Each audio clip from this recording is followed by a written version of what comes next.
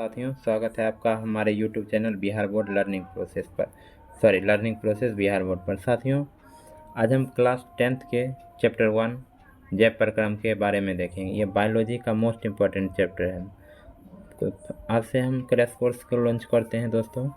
ये बायोलॉजी के ऑब्जेक्टिव से हम स्टार्ट करते हैं, क्योंकि बायोलॉजी साइंस में थोड़ा सा हार्ड सब्जेक्ट माना जाता है। इसमें बहुत ज़्यादा प्रश्न पूछा जाता है। चलिए क्वेश्चन नंबर 1 की ओर बढ़ते हैं। उत्पादक किस में पाया जाता है? तो सही आंसर हो जाएगा अमीबा में। चलिए दोस्तों, क्वेश्चन नंबर 2 की ओर कह रहा है प्रकाश संश्लेषण होता है। तो प्रकाश संश्लेषण कब होता है? दिन में होता है। क्वेश्चन नंबर 3 में है क्लोरोफिल वर्णक का रंग है। तो क्लोरोफिल वर्णक का रंग कैसा है? हरा है। चलिए क्वेश्चन नंबर 4 की ओर बढ़ते हैं। तो क्वेश्चन नंबर 4 में कह रहा है रक्त में आयरन की कमी से कौन सा रोग होता है? तो आयरन की कमी से एनीमिया होता है। चलिए दोस्तों, क्वेश्चन नंबर 5 की ओर बढ़ते हैं। क्वेश्चन नंबर 5 में कहा जा रहा है कवक में पोषण की कौन सी विधि है? तो कवक में पोषण की मिलिजीवी पोषण कवक करता है। चलिए दोस्तों, क्वेश्चन नंबर 6 की ओर बढ़ते हैं। क्वेश्चन नंबर 6 में कह रहा है ऑक्सीजन है। ऑक्सीजन क्या है? तो ऑक्सीजन एक हार्मोन है। क्वेश्चन नंबर 7 कह रहा है मनुष्य के वृक्क से संबंधित है। तो वृक्क से संबंधित क्या चीज़ है? उत्सर्जन वृक्क से संबंधित। क्वेश्चन नंबर 8 देखिए, स्वपोषी पोषण के लिए आवश्यक है। तो स्वपोषी पोषण के लिए क्या आवश्यक है दोस्तों? कह रहा है CO2, क्लोरोफिल, सूर्य का प्रकाश। तो इनमें से सभी आंसर हो जाएगा। ये देखिए मोस्ट इंपॉर्टेंट है, 2013 में पूछा भी गया है। चलिए दोस्तों, क्वेश्चन नंबर 9 की ओर बढ़ते हैं। 9 में कहा प्रकाश संश्लेषण की क्रिया में ऑक्सीजन बाहर निकलता है। तो ऑक्सीजन बाहर निकलता है प्रकाश संश्लेषण की क्रिया में किससे? तो इसका सही आंसर हो जाएगा जल से। जल से H2O जैसे हुआ साथियों। तो प्रकाश संश्लेषण की क्रिया में ऑक्सीजन निकलता है बाहर। चलिए क्वेश्चन नंबर 10 की ओर बढ़ते हैं। तो ऑक्सीजन चलिए क्वेश्चन नंबर 10 में कह रहा है मैग्नीशियम पाया जाता है। तो मैग्नीशियम कहाँ पाया जाता है? तो इसका सही आंसर हो जाएगा क्लोरोफिल वर्णक में। क्वेश्चन नंबर 11 में कह रहा है विराम की अवस्था में मनुष्य का हृदय 1 मिनट में कितनी बार धड़कता है? तो चलिए ऑप्शन देखते हैं। ऑप्शन में बोला जा रहा है 72 बार, 80 बार, 60 बार, 90 बार। तो इसका सही आंसर हो जाएगा दोस्तों 72 बार। क्वेश्चन नंबर 12 में कह रहा है पौधे में जाइलम द्वारा पदार्थों का स्थानांतरण होता है। तो जाइलम पदार्थों का स्थानांतरण कैसे करता है? ऑप्शन ए है नीचे की ओर, ऊपर की ओर, ऊपर एवं नीचे की ओर। तो इसका सही आंसर हो जाएगा दोस्तों ऊपर की ओर करता है। जाइलम ऊपर की ओर पौधे में भोजन का स्थानांतरण करता है। चलिए क्वेश्चन नंबर 13 में कह रहा है कि मनुष्य में प्रमुख उत्सर्जक अंग है। तो मनुष्य का प्रमुख उत्सर्जक अंग क्या हो जाएगा? वृक्क हो जाएगा। 14 में कह रहा है वृक्क की क्रियात्मक और संरचनात्मक इकाई क्या है? तो इसका सही आंसर हो जाएगा नेफ्रॉन। चलिए क्वेश्चन नंबर 15 की ओर बढ़ते हैं। 15 में बोला जा रहा है दोस्तों विभिन्न क्रियाओं के फलस्वरूप बने हानिकारक पदार्थों को शरीर से बाहर निकालने के लिए तंत्र को क्या कहते हैं? तो इसका सही आंसर हो जाएगा दोस्तों उत्सर्जन तंत्र। चलिए क्वेश्चन नंबर 16 की ओर बढ़ते हैं। एक कृत्रिम वृक्क नाइट्रोजनी अपशिष्ट उत्पादों को रुधिर से किस प्रक्रिया द्वारा निकालता है? तो इसका सही आंसर हो जाएगा दोस्तों 16 का डी नंबर, अपोहन के द्वारा निकालता है। चलिए क्वेश्चन नंबर 17 की ओर बढ़ते हैं। 17 में कह रहा है खुला परिसंचरण तंत्र पाया जाता है। तो खुला परिसंचरण तंत्र किसमें पाया जाता है? तो इसका सही आंसर हो जाएगा कॉकरोच में। चलिए क्वेश्चन नंबर 18 की ओर बढ़ते हैं दोस्तों। 18 में कह रहा है हरित लवक क्या? तो हरित लवक क्या अखंडोतक कोशिका में पाए जाते हैं, या स्पंजी कोशिका में पाए जाते हैं, या त्वचा में पाए जाते हैं, या इनमें से कोई नहीं? तो हरित लवक किस में पाए जाते हैं दोस्तों? ये खंभोतक कोशिका में पाए जाते हैं। चलिए क्वेश्चन नंबर 19 की ओर बढ़ते हैं। हरे पौधे में पोषण की कौन सी विधि है? तो हरे पौधे में किस माध्यम से पोषण होता है? तो इसका सही आंसर हो जाएगा दोस्तों ये क्या हो जाएगा? ये स्वपोषी पोषण होता है। हरे पौधे में कैसा पोषण होता है? स्वपोषी पोषण होता है। चलिए क्वेश्चन नंबर 20 में कहा प्रकाश संश्लेषण के लिए निम्न में से कौन से कच्चे पदार्थ की आवश्यकता नहीं है? तो कौन सी पदार्थ की आवश्यकता नहीं है? तो इसका सही आंसर हो जाएगा ऑक्सीजन की आवश्यकता नहीं है प्रकाश संश्लेषण में। चलिए क्वेश्चन नंबर 21 की ओर बढ़ते हैं हम। क्वेश्चन नंबर 21 में देखिए दोस्तों क्या कहा जा रहा है, ये मोस्ट इंपॉर्टेंट क्वेश्चन है। चलिए क्वेश्चन नंबर 21 में कहा जा रहा है शरीर, दोस्तों देखते जाइए। कह रहा है शरीर में सबसे छोटी रक्त वाहिनी है। तो शरीर में सबसे छोटी रक्त वाहिनी है वेनेकोव। ये मोस्ट इंपॉर्टेंट है, आप याद करते जाइए और हमें बताइएगा आपका कितना सही हो। एक को मार लेके बैठ जाइए और आप रंगते जाइएगा और बाद में हमें अपना स्कोर बताइएगा, या आप अपना आंसर लिखते जाइए ABCD करके, बाद में मिलान कर लीजिएगा कितना सही हुआ। चलिए 22 में कह रहा है पौधे में रसायन रसारोहण होता है, तो पौधे में रसारोहण किसके द्वारा होता है दोस्तों? फ्लोएम के द्वारा। बस का सही आंसर डी हो जाएगा। तो इसमें कह रहा है कि सेविक का स्राव किया जाता है, तो सेविक का स्राव किसके द्वारा किया जाता है? तो छोटी आंत के द्वारा।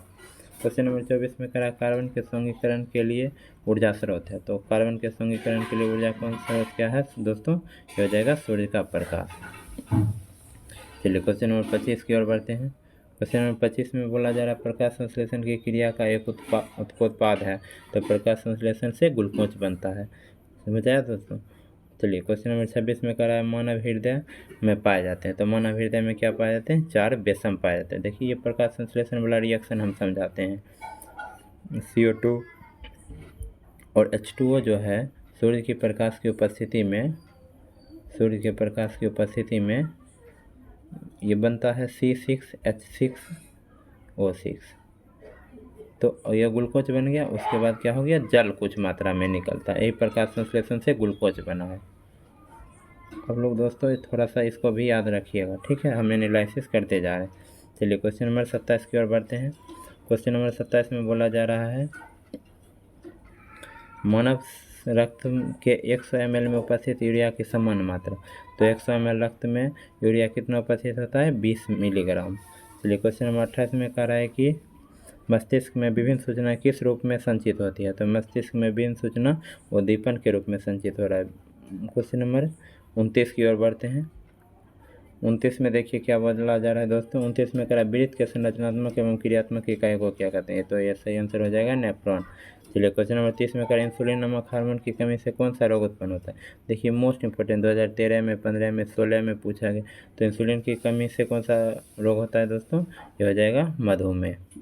चलिए क्वेश्चन नंबर 31 में कह रहा है वाष्पोत्सर्जन कैसी प्रक्रिया है, तो वाष्पोत्सर्जन कैसी प्रक्रिया है दोस्तों? यह हो जाएगा भौतिक प्रक्रिया है।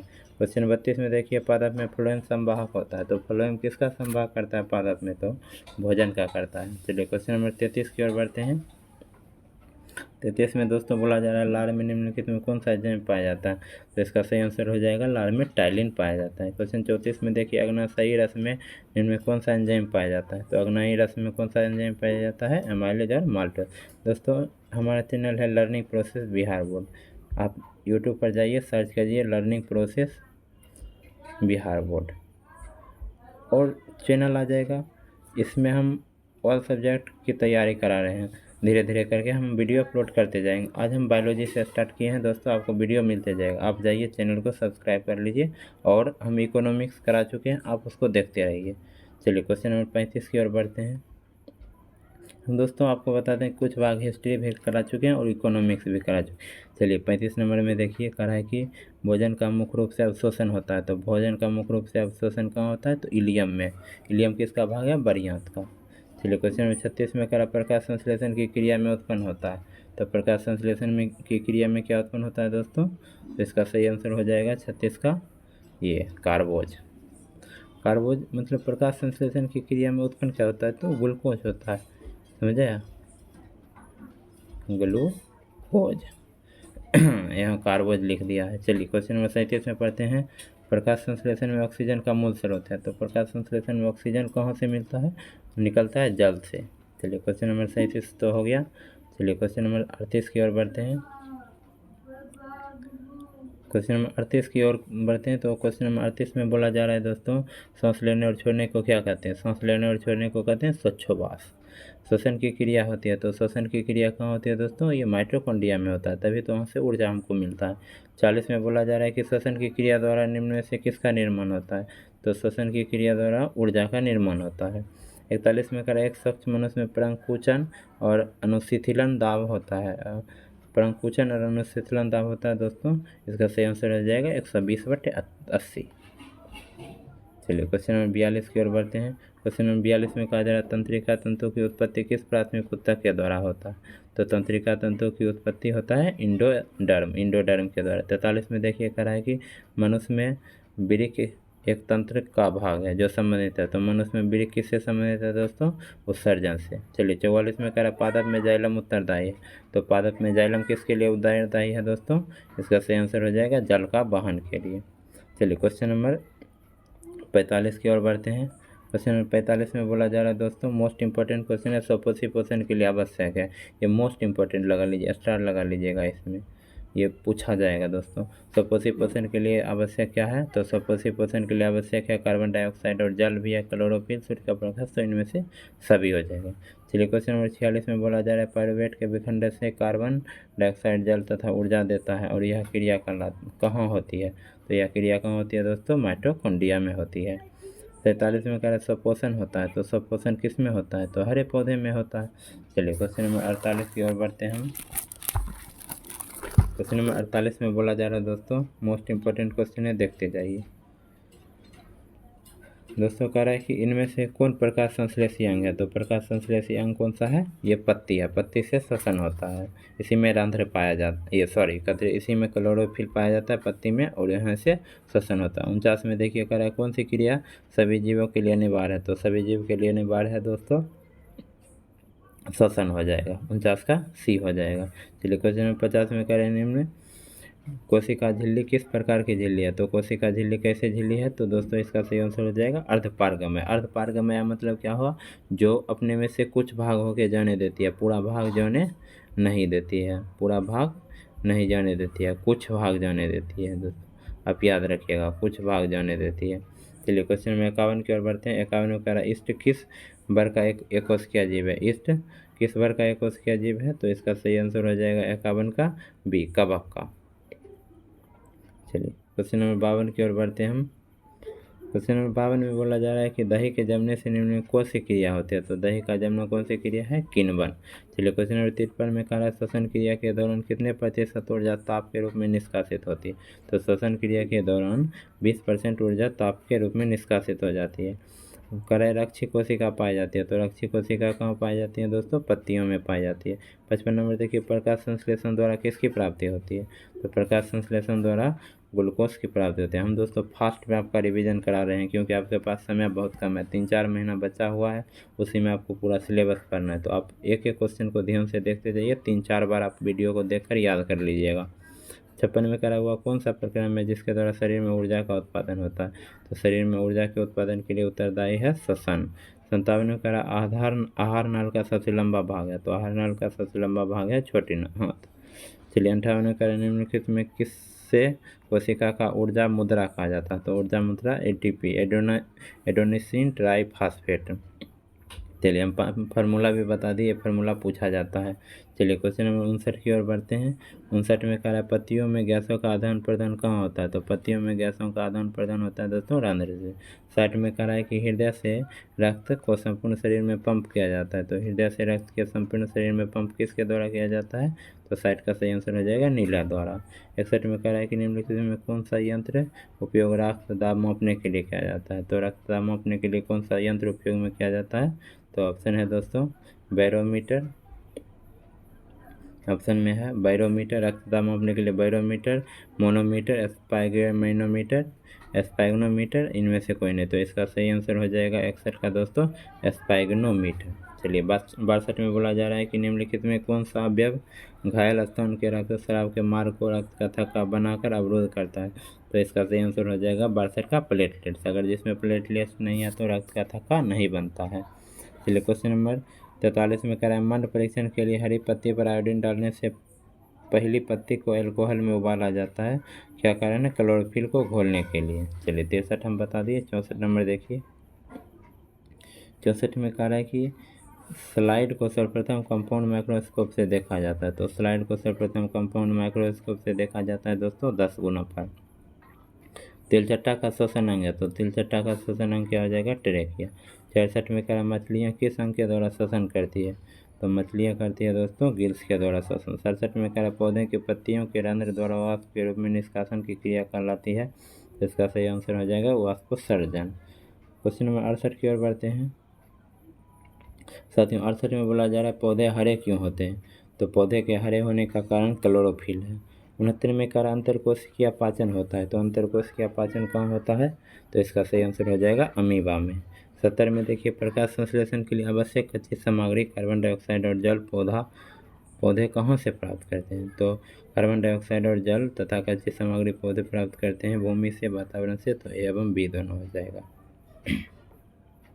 71 में देखिए दोस्तों, 71 में बोला जा रहा है कि पौधे में टेनिन नामक पदार्थ कहाँ सिंचित होता है, तो पौधे में टेनिन नामक पदार्थ होता है छाल में। कह रहा है 72 में कोशिकांग क्लोरोप्लास्ट बिंदु किस रंग के होते हैं, तो क्लोरोप्लास्ट हरे रंग के होते हैं। 73 नंबर में देखते जाइए दोस्तों, मोस्ट इंपॉर्टेंट क्वेश्चन है, कह रहा है कि मनुष्य में वृक्क कौन सा कार्य करता है, तो मनुष्य में वृक्क कौन सा कार्य करता है दोस्तों, ये हो जाएगा उत्सर्जन का कार्य करता है, तो इसका सही आंसर हो जाएगा उत्सर्जन। 74 में कह रहा है वृक्क की रचनात्मक एवं क्रियात्मक इकाई को क्या कहते हैं, ये 3 बार बता चुके हैं अपना मोस्ट इंपॉर्टेंट क्वेश्चन है, स्टार लगा लीजिए दोस्तों। चलिए 75 में कह रहा है लार किस ग्रंथि से निकलता है, तो लार किस ग्रंथि से निकलता है, इसका सही आंसर हो जाएगा लार किस ग्रंथि से निकलता है दोस्तों, लार निकलता है लाला ग्रंथि से। चलिए क्वेश्चन नंबर 76 में कह रहा पाचन क्रिया संपन्न होती है, तो पाचन क्रिया कहाँ संपन्न होती है, जठर द्वारा, पाचन क्रिया संपन्न होती है जठर रस द्वारा। चलिए क्वेश्चन नंबर 77 में कह रहा है पाचन ये एडिनोसिन ट्राइफॉस्फेट एटीपी है, तो एटीपी क्या है, ऊर्जा का वाहक, ऊर्जा का संग्राहक, ऊर्जा का सिक्का, तो 77 का हो जाएगा इनमें से सभी। 78 में देखिए दोस्तों, कोशिका का पावर हाउस कहा जाता है, तो ये हो जाएगा माइटोकॉन्ड्रिया को। 69 में करें इंसुलिन हार्मोन किसके पाचन में सहायक है, तो इंसुलिन किसके पाचन में सहायक है, तो इसका सही आंसर हो जाएगा चीनी के पाचन। 80 में कह रहा है लाल रक्त कोशिकाओं को लाल कौन बनाता है, तो लाल रक्त कोशिकाओं को लाल कौन बनाता है दोस्तों, ये हो जाएगा 80 में लोहा का यौगिक। 81 में देखिए मानव में वहन तंत्र के घटक हैं, तो वहन तंत्र के घटक कौन कौन से 81 में, इनमें से सभी।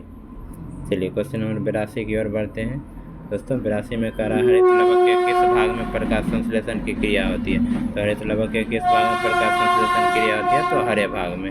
83 में कह रहा है कि रक्त में उपस्थित प्लेटलेट्स का कारण है, तो प्लेटलेट्स का क्या कारण है, ये रक्त का थक्का बनाता है।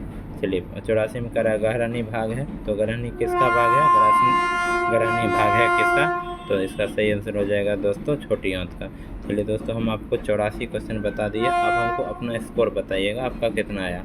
आज हम ये जीवों में पोषण खत्म किए हैं, यानी कि मोस्ट इम्पॉर्टेंट चैप्टर था जैव प्रक्रम, ये जैव प्रक्रम आज हम समाप्त कर दिए। अपना ऑब्जेक्टिव का स्कोर बताइएगा और चैनल को सब्सक्राइब कर लीजिएगा। मिलते हैं हम अगले वीडियो में।